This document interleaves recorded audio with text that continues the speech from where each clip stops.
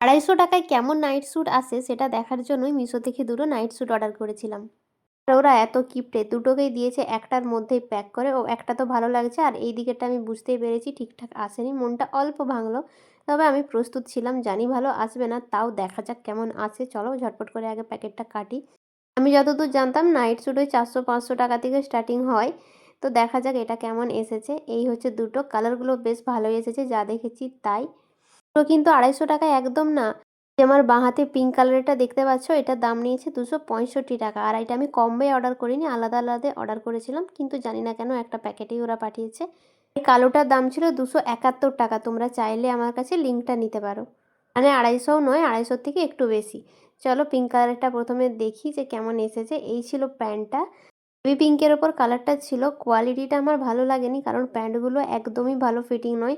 না ছিল ভালো গার্ডার, আর নাই লেন্থটার দিকে, মানে নিচের দিকটা না ভালো, কিরম একটা পরার পর একটা বিচ্ছিরি দেখাচ্ছে নিচের দিকটা।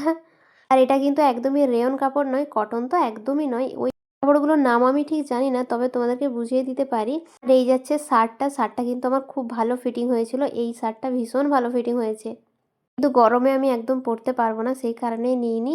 কাপড়টা ছিল, আমি যতদূর জানি, যেই ড্রেসগুলো পরে বল খেলা হয়, মানে ফুটবল খেলা হয়, ওই ড্রেসের কাপড় আর কি। খুবই সফট, দেখে বুঝতে পারছো, মানে জড়ো করা যাবে কিন্তু গরমে পরা যাবে না। আর চলো দেখি কালোটা কেমন এসেছে। কালোটার দাম তো আরও বেশি নিয়েছে।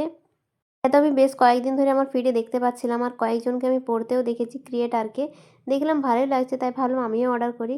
যা দেখলাম এইগুলো আমার জন্য অন্তত নয়, আমি তো এগুলো পরতে পারবো না, ভালো লাগেনি পরে, ফিটিংও হয়নি। এটাও খুব বাজে ফিটিং ছিল। সেম কাপড় সেম কোয়ালিটি একদমই, যেই রকমটা প্রিন্ট দেখেছিলাম কালার দেখেছিলাম সেই রকমই এসেছে। আর এই শার্টটা আমার অনেকটা বড় হয়েছে, আমি একটু পরে দেখেছিলাম।